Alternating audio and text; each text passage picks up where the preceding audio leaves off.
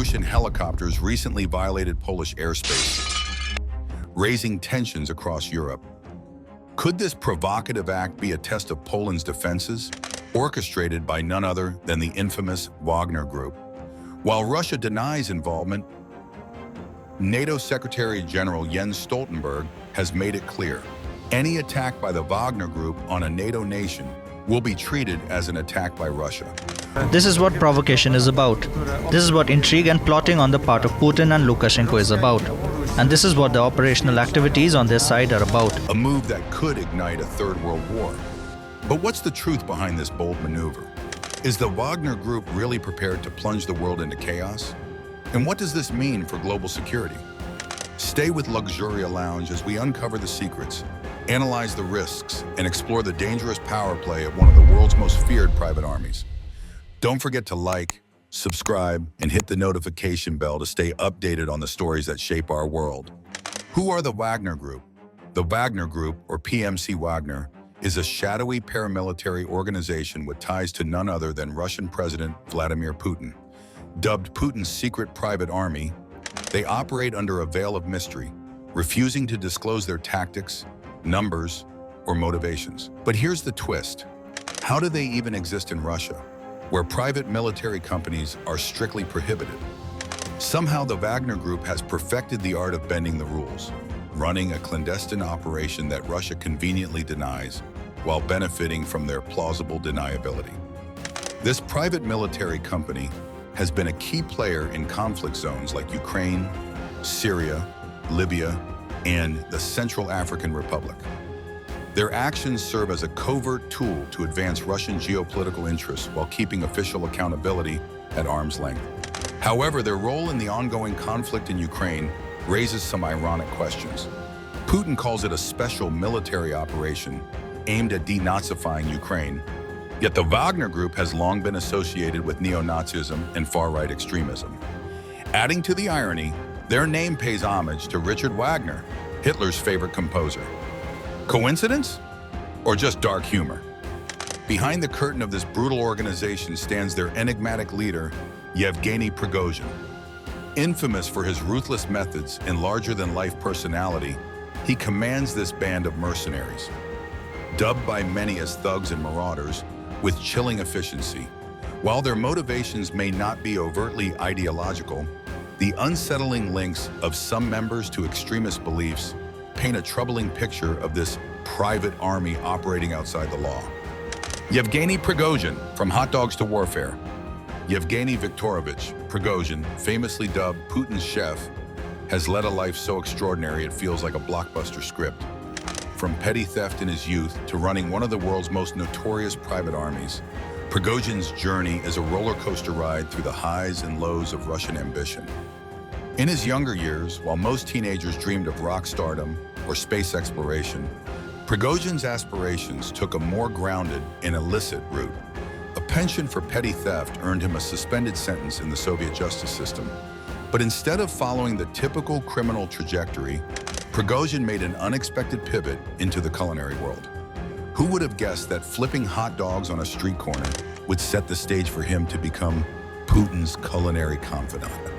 As Russia transitioned into the wild and unpredictable post-Soviet era, Prigozhin turned his knack for opportunism into a thriving career. Starting with upscale restaurants, including his famous floating eatery, New Island, he served up fine dining to Russian elites and foreign dignitaries alike. It's a rags-to-riches story steeped in irony. A man once dabbling in theft rising to feed the very figures shaping global politics. But feeding stomachs wasn't enough. Prigozhin soon set his sights on a darker legacy, founding the Wagner Group, a paramilitary force shrouded in secrecy and fear. If his restaurants nourished bodies, his private army fed conflict. From Ukraine to Syria, the Wagner Group left a trail of destruction in its wake, cementing Prigozhin's reputation as a master of both cuisine and chaos. His leadership style as the head of Wagner can only be described as theatrical. Storming Russian military sites, orchestrating mutinies, and retreating with dramatic flair. This is not a military coup.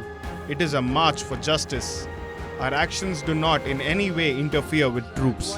Prigozhin's moves often resembled scenes from a Shakespearean tragedy, minus the poetic justice. Yet, unlike Shakespeare's doomed heroes, Prigozhin has a knack for walking away with a twist ending, a negotiation, a retreat, or a strategic disappearance. Say what you will about Yevgeny Prigozhin, and there's plenty to say, but one thing remains undeniable. He knew how to build and command one of the most terrifying military forces in modern history.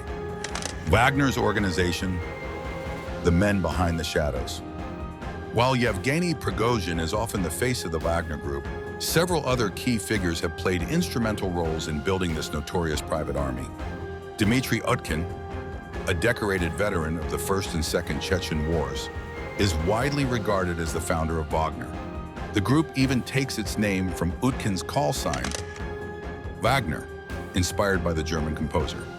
A former lieutenant colonel and brigade commander in Russia's Spetsnaz GRU, Utkin's deep connections to Russian special forces add a layer of intrigue to the group's operations. Utkin's proximity to power was made clear in 2016 when he was photographed alongside President Vladimir Putin at a Kremlin dinner honoring recipients of the Order of Courage and Hero of the Russian Federation Awards. Joining Utkin in shaping Wagner's operations were three other influential figures. Alexander Kuznetsov, the commander of Wagner's 1st Reconnaissance and Assault Company. Andrei Bogatov, head of the 4th Reconnaissance and Assault Company. Andrei Troshev, Wagner's executive director, overseeing its sprawling operations. Together with Prigozhin, these men transformed Wagner into a complex and elusive network. Rather than functioning as a single entity, Wagner operates like a puzzle, a web of companies linked to Prigozhin's Conquer Group. This fragmented structure makes it challenging for Western governments to track or control its activities.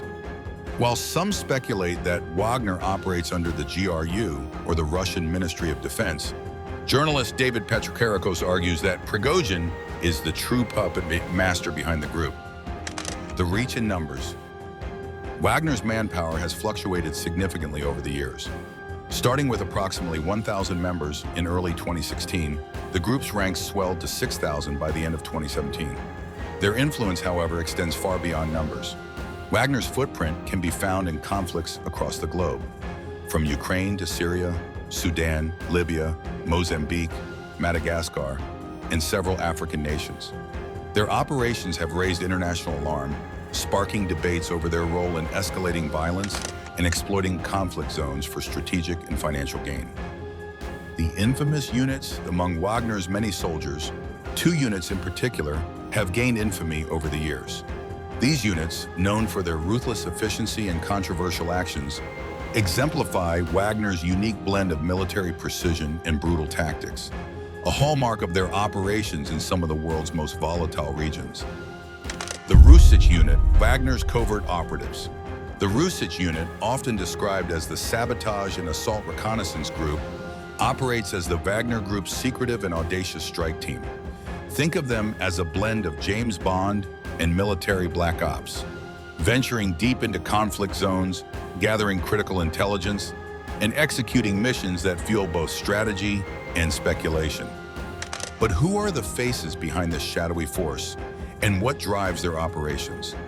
The Rusich Unit was founded in the summer of 2014 by Alexei Milchakov and Jan Petrovsky, graduates of a paramilitary training program run by the Russian Imperial Legion.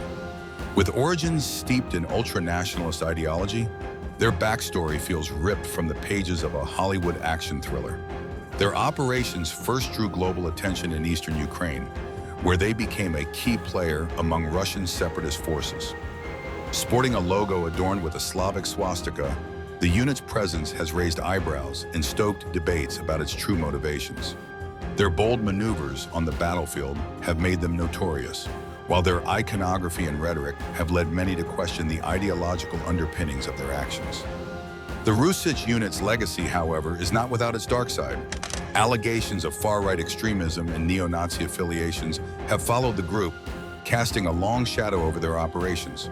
These accusations, coupled with reports of potential war crimes, have drawn the scrutiny of international watchdogs, including the International Criminal Court, ICC. Investigations into their activities have highlighted the murky intersection of ideology and military ambition, painting a complex and troubling picture of their role in global conflicts. The Serb unit, a dark legacy, continues. Leading the infamous Serb unit within the Wagner Group is Davor Savicic, a Serbian figure whose past is riddled with controversy and allegations of war crimes. Savicic's connections to the Serb Volunteer Guard, ominously known as Arkan's Tigers, during the Bosnian War conjure memories of a harrowing era. This paramilitary group is infamously linked to heinous crimes that left a deep scar on history, making Savicic's affiliation with them a chilling reminder of the atrocities committed.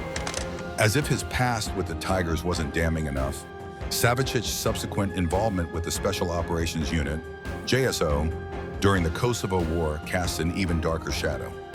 The JSO's name is synonymous with brutality, violence, and a legacy of devastation inflicted on vulnerable populations.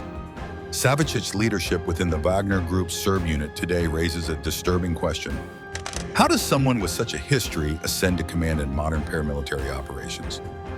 The Serb unit's reported presence in various conflict zones takes on an unsettling dimension when viewed through the lens of Savicic's past.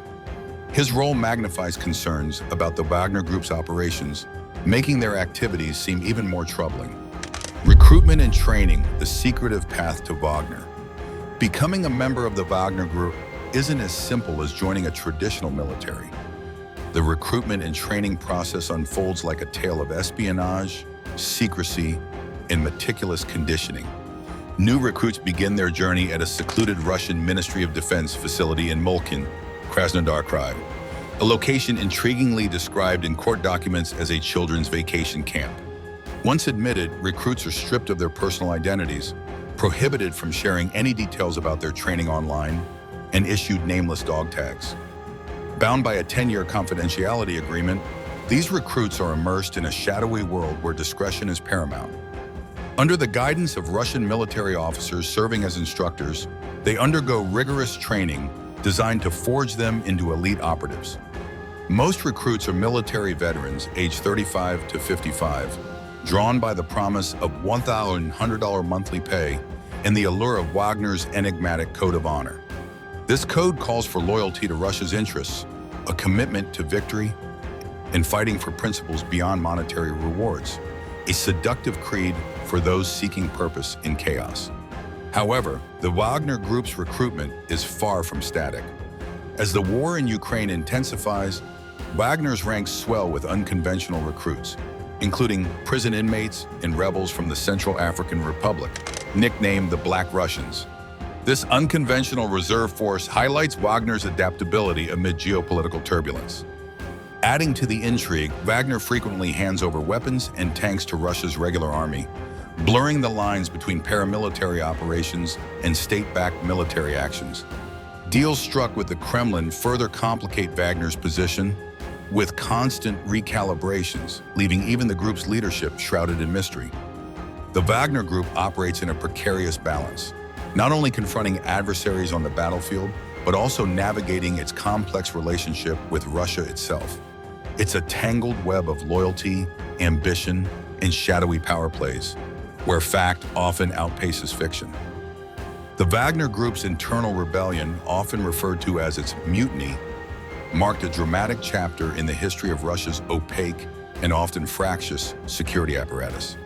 This rebellion was a culmination of long-standing tensions between Wagner's founder, Yevgeny Prigozhin, and the Russian Ministry of Defense, particularly figures like Defense Minister Sergei Shoigu and Chief of the General Staff Valery Gerasimov. Prelude to the rebellion. Wagner's dissatisfaction with the Ministry of Defense began to boil over during the Battle of Bakhmut. Prigozhin openly criticized Shoigu and Gerasimov, accusing them of sabotaging Wagner's efforts by withholding critical ammunition supplies. У нас нехватка боеприпасов 70%! Шойгу! Герасимов! Где боеприпасы? His fiery rhetoric and public denunciations exposed cracks in Russia's military hierarchy, with Wagner claiming to be the most effective unit in the conflict, especially compared to regular Russian forces. This growing animosity reached a tipping point when Prigozhin accused the defense ministry of targeting Wagner forces with artillery, an allegation that served as the catalyst for Wagner's armed insurrection. The March on Moscow. In a move that shocked the world, Wagner forces seized the city of Rostov-on-Don, a critical military hub. Wagner forces seized the city of Rostov-on-Don, a critical military hub. As the head of the Wagner mercenary group, Yevgeny Prigozhin claims to have seized control of all military sites in the city of Rostov-on-Don. With remarkable speed and minimal resistance, they began a march toward Moscow, covering hundreds of kilometers. Their leader vowed to march on Moscow in the gravest threat to Vladimir Putin's rule. Reports of Wagner's advance sent shockwaves through the Russian establishment. Government retreat. High-ranking officials, including those in Moscow, reportedly evacuated to St. Petersburg, fearing the capital's imminent fall. Civilian response. Social media videos showed Russian civilians interacting with the Wagner forces, many of whom seemed nonchalant about the rebellion. Military paralysis. Regular Russian troops appeared reluctant to confront Wagner, highlighting either loyalty to the group or a lack of morale within the armed forces. Negotiated settlement. As Wagner approached Moscow, a potential civil war loomed large. However, Belarusian President Alexander Lukashenko intervened, brokering a deal that allowed Wagner forces to withdraw without facing immediate retribution. Again, Alexander Lukashenko played a critical role in ending an armed insurrection inside Russia. The terms of this agreement included amnesty. Wagner fighters were granted immunity from prosecution. Relocation. Prigozhin and some Wagner operatives were exiled to Belarus. Integration of Wagner fighters. Reports suggested that remaining Wagner forces would either be absorbed into the Russian military or disbanded altogether. The aftermath. The rebellion exposed significant vulnerabilities within Russia's power structure. It raised pressing questions about Putin's grip on power, the ease with which Wagner forces captured Rostov-on-Don and advanced on Moscow, painted a picture of a Kremlin unprepared for internal dissent. Wagner's future. While some Wagner operations reportedly continued abroad, particularly in Africa, the group's role within Russia was significantly curtailed. Military reform. The rebellion intensified calls for reform within Russia's armed forces, particularly in addressing corruption and inefficiency. Prigozhin's fate? In a final twist, Prigozhin's exile was short-lived. Reports later suggested his death under mysterious circumstances, possibly in a plane crash, leading to speculation about whether the Kremlin had exacted revenge. Global repercussions. The mutiny reverberated beyond Russia's borders, impacting perceptions of Wagner's international operations. Governments and intelligence agencies worldwide scrutinized Wagner's activities more closely. While sanctions against the group tightened, the rebellion also served as a stark reminder of the fragility of authoritarian systems, where private power brokers can challenge state institutions with alarming consequences. Ultimately, the Wagner mutiny was not just a rebellion against the Russian Ministry of Defense, but a dramatic chapter that underscored the volatile intersection of private military power and state politics. Wagner now. Following the negotiated settlement, Moscow quickly worked to restore normalcy after the Wagner Group's dramatic uprising. Damaged roads, deliberately obstructed to slow Wagner's advance, were promptly repaired, and the counterterrorism operations regime was lifted on June 26th. Despite these actions, the rebellion left lasting ripples. The Russian ruble plummeted to its weakest value since March 2022, and the rebellion revealed fractures in Russia's power structure. Fluctuations of exchange rates of the ruble. This is connected not only to inflation, but also to budget payments and oil prices. In the face of the turmoil, Russian leaders moved to project stability. Defense Minister Sergei Shoigu visited Ukrainian troops, signaling continuity and authority. The Defense Minister Sergei Shoigu has traveled to the area of the special military operation. Similarly, President Putin, departing from his characteristic discretion, appeared more frequently in public and state media to reinforce his grip on power. Meanwhile, Wagner's leader, Yevgeny Prigozhin, defended the mutiny in a statement, claiming it was an effort to save Wagner and expose incompetence among military leadership, not a bid to overthrow the government. In a surprising admission, Putin revealed that the Russian government had funded Wagner to the tune of 86 billion ruble, approximately 940 million USD, between May 2022 and May 2023.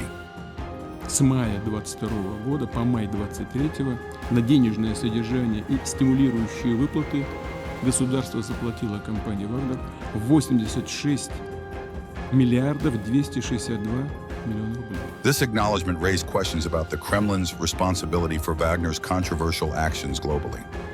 As for Wagner's future, its military assets were handed over to the Russian armed forces, and its operations shifted focus to training programs and missions in Belarus and Africa. Prigozhin and his associates faced no legal consequences, as charges related to the uprising were dropped. Internally, the rebellion triggered significant changes within the Russian military hierarchy. Arrests and dismissals of high-ranking officials underscored the Kremlin's attempt to reassert control. Additionally, restructuring in media and business sectors aimed to strengthen state authority. Beyond Russia, NATO countries bolstered their defenses, anticipating potential threats from Wagner's redeployment in future operations. Poland, in particular, is bracing for the possibility of facing Wagner forces near its borders. While this might stir apprehension, the Poles have a secret weapon, one of the world's most elite special forces. The Wagner Group's story is far from over, with its shadowy operations and political entanglements continuing to shape geopolitics. Want to know more about Poland's deadly special forces and how they might counter Wagner? Stay tuned for our next video, where we'll dive deep into the untold stories of these elite warriors. Don't forget to like, share, and subscribe for more fascinating insights into the world's most secretive and powerful forces.